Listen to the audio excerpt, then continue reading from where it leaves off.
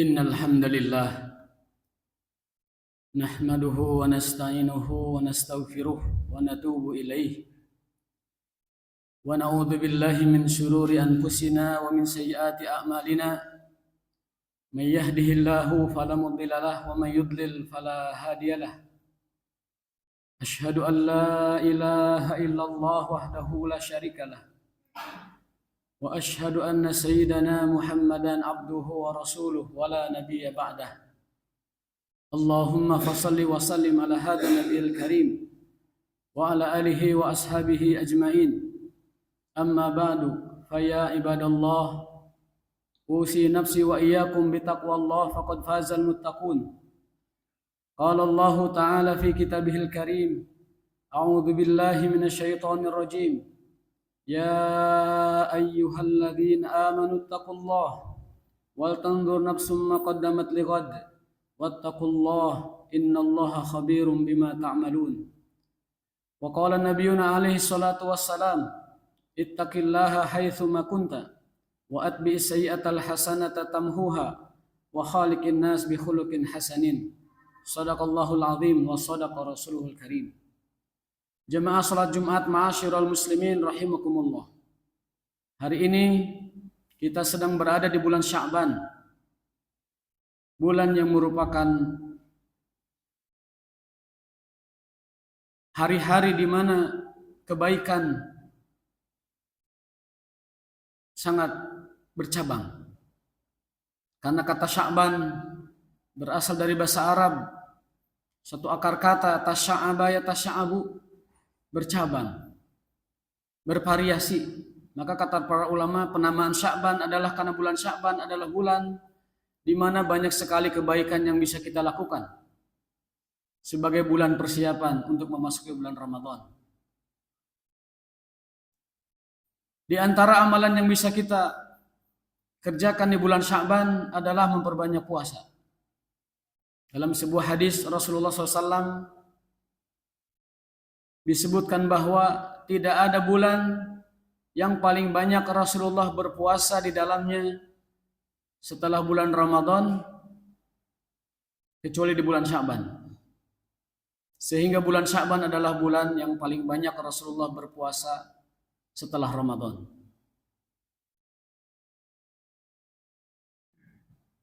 Kecuali jika bulan Sya'ban telah sampai ke pertengahannya, maka Rasulullah SAW menghimbau untuk tidak berpuasa.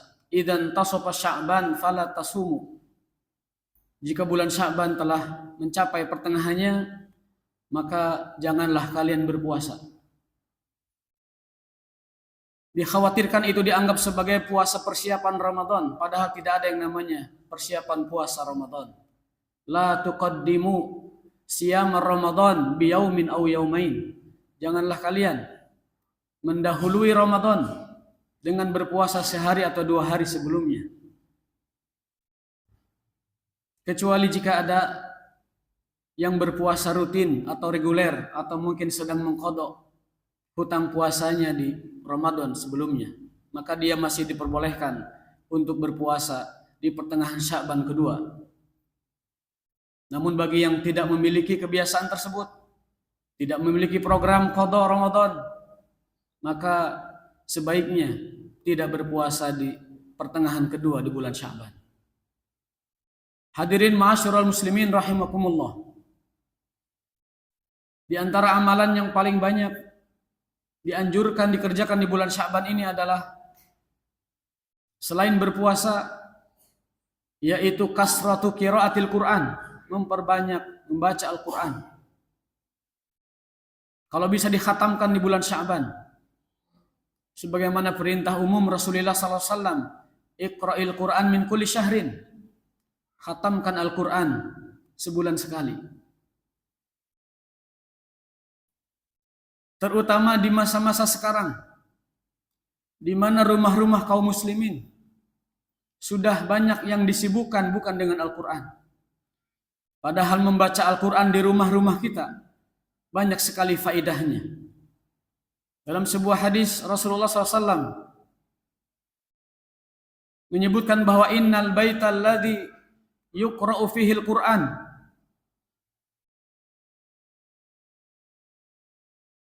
yaksuru khairuhu wa yattasi'u bi ahlihi wa yahduruhul malaikah wa tahjuruhu syayatin. Sesungguhnya rumah yang penghuninya memperbanyak membaca Al-Quran, maka yang pertama adalah yattasi'u bi ahli. Penghuni rumah tersebut akan merasa lapang dada, akan merasa luas hati, merasa tenang, ada sakinah, ada tumakninah.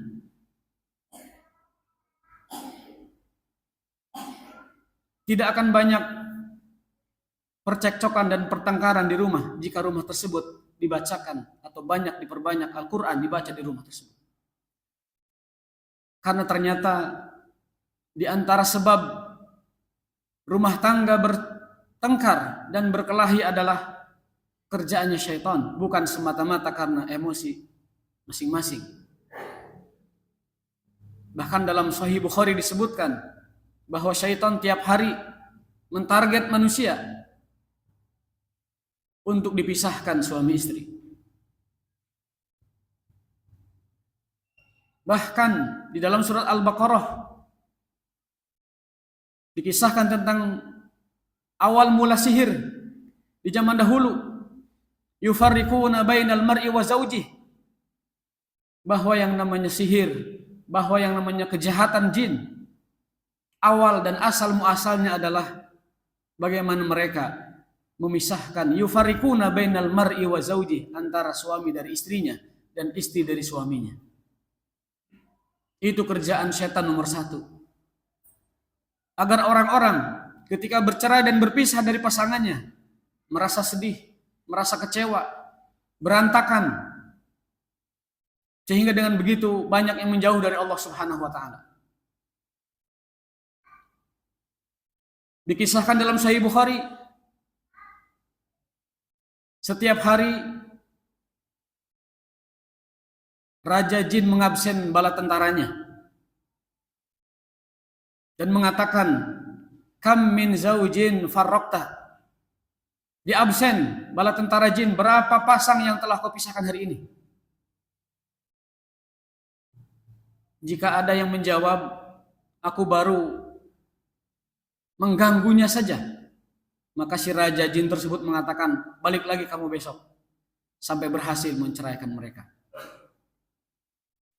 Maka di antara upaya, sebagaimana Rasulullah SAW berpesan kepada kita agar kita selalu membaca Al-Quran di rumah, yang pertama faedahnya adalah yattasi'u bi ahli, bahwa bacaan Quran tersebut akan melapangkan dada orang-orang yang ada di rumah tersebut. Akan lebih sabar, akan lebih terkontrol emosinya, akan lebih tenang, akan lebih sakinah tumakninah dibanding rumah yang di dalamnya tidak dibacakan Al-Quran. Faedah kedua, wa yazidu wa yaksuru khairuhu,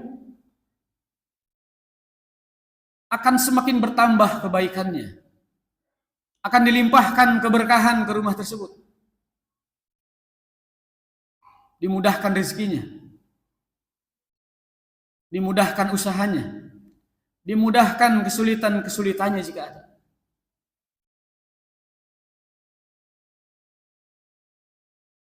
Yang ketiga, wa tahduruhul malaikah, rumah yang di dalamnya dibacakan Al-Quran, malaikat hadir dan betah di rumah tersebut dan mendoakan penghuni rumah dengan kebaikan. Maka jika rumah kita ingin menjadi tempat tinggal paling betah para malaikat mendoakan kita, pastikan rumah kita senantiasa kita baca Al-Quran di dalamnya. Tidak cukup hanya memperdengarkan tilawah dari kaset-kaset, tetapi kita sendiri dan anggota keluarga yang lain membaca Al-Quran. Bahkan Allah sendiri berfirman menyatakan Al-Quran, kitabun anzalnahu mubarakun. Al-Quran adalah sumber keberkahan. Al-Quran adalah inti dari keberkahan-keberkahan. Segala yang terhubung dengan Al-Quran,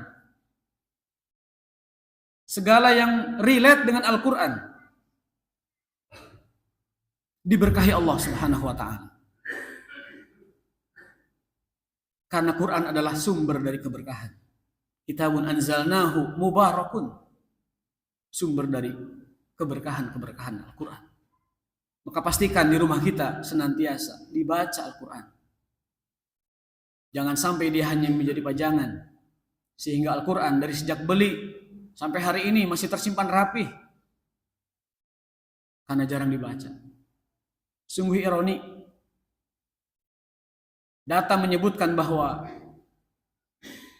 hanya 63% umat Islam yang bisa baca Quran. Sisanya 37% tidak bisa baca Quran. Itu pun dari yang bisa 63%, yang tartil belum disurvei. Padahal Rasulullah menyanjung orang yang mahir baca Qurannya. Al-mahir bil Quran ma'as-safaratil kiramil bararah. Orang yang mahir baca Qurannya, dia akan bersama para malaikat yang mulia, kiram al-bararah, yang taat kepada Tuhannya. Walladhi yatata'ta, adapun yang terbata-bata membaca Quran tetap mendapat pahala, tetapi hanya 2 pahala. 1 pahala bacanya dan 1 pahala karena kesulitannya membaca Al-Quran. Ini memberikan isyarat kepada kita agar kita senantiasa meningkatkan kualitas kita terhadap Al-Quran.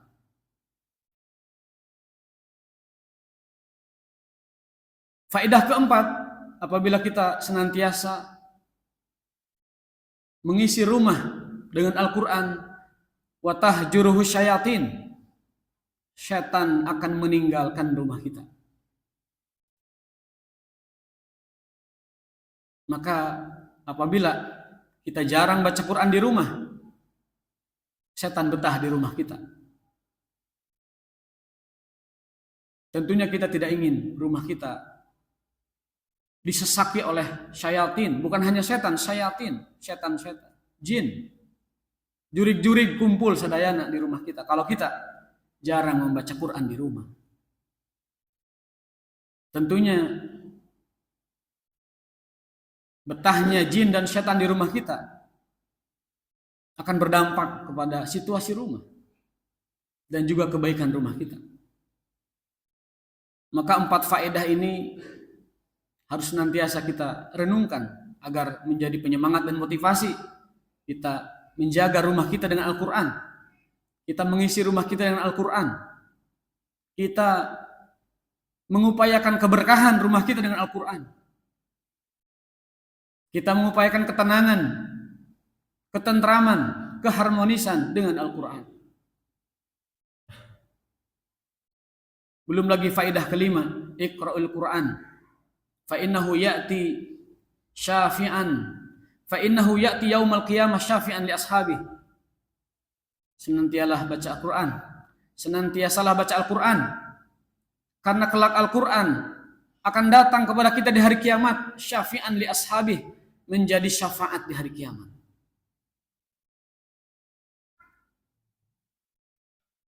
Aqulu qouli hadza wa astaghfirullah li wa lakum fastaghfiruhu innahu huwal ghafurur rahim.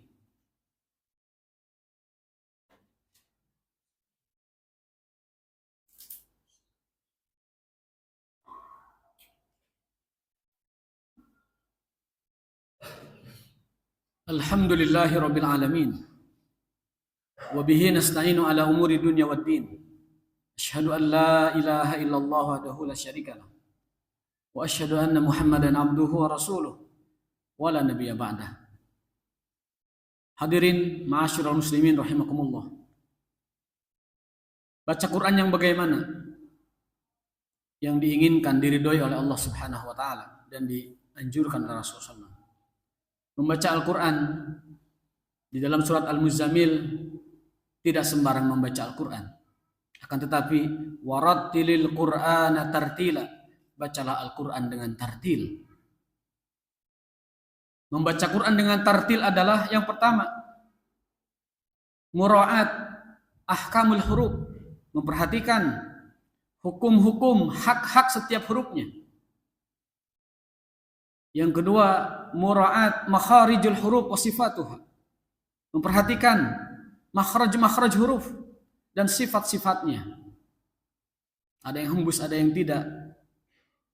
Ada yang qalqalah, ada yang tidak. Dan juga makhrajnya tadi, mana yang keluar dari halak, mana yang keluar dari syafah, mana yang keluar dari lidah dan sebagainya. Yang ketiga adalah mura'at ahkami tajwid, memperhatikan hukum tajwid. Itu yang disebut dengan tartil. Makhrajnya diperhatikan, sifatnya diperhatikan, dan tajwidnya diperhatikan. Maka kalau kita sudah melakukan itu, kita sudah memenuhi hak Al-Quran, yaitu warattilil Qur'ana tartila, bacalah Quran dengan tartil. Perintah Allah dalam surat Al-Muzammil. Jika belum sampai ke tahap itu, maka kewajiban kita adalah meningkatkan kualitas bacaan kita. Karena itu fardu ain setiap muslim untuk membaca kitabnya dengan benar, untuk membaca Quran dalam sholat terutama dengan benar. Maka sesuatu yang wajib mengharuskan sarana untuk menempuh yang wajib itu menjadi wajib. Ma la yatimul wajib illa bihi fahuwa wajib. Sesuatu yang menyebabkan terlaksananya sebuah kewajiban, maka sesuatu itu menjadi wajib.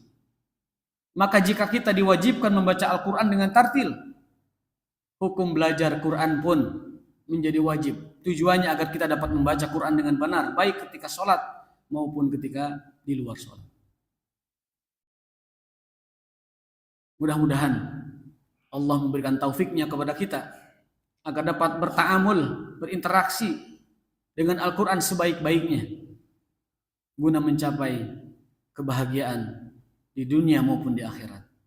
A'udzubillahi minasyaitonirrajim. Innallaha wa malaikatahu yusholluna 'alan nabi ya ayyuhalladzina amanu shallu 'alaihi wa sallimu taslima.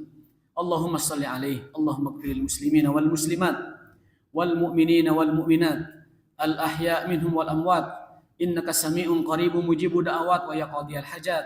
Rabbana zalamna anfusana wa illam taghfir lana wa tarhamna lanakunanna minal khasirin. Rabbana inna nas'alukal afwa wal afiyah fid dunya wal akhirah. Allahumma inna na'udzubika min jahdil bala wa darkis syaqa wa su'il qada wa syamatatil a'da. Allahumma aslih walata umuril muslimin. Allahumma hdihim. Allahumma arshidhum ila hidayatika wa taufiqika. Waj'al biladana hada Indonesia baldatun thayyibatun wa rabbun ghafur. Waj'alha baladan aminan mutmainnah wa sa'ira biladil muslimin. Allahumma rabbana atina fid dunya hasanah wa fil akhirati hasanah wa qina adzabannar. Subhana rabbika rabbil izzati amma yasifun. Wassalamun alal mursalin walhamdulillahi rabbil alamin. Aqimussalah. Wassalamualaikum warahmatullahi wabarakatuh.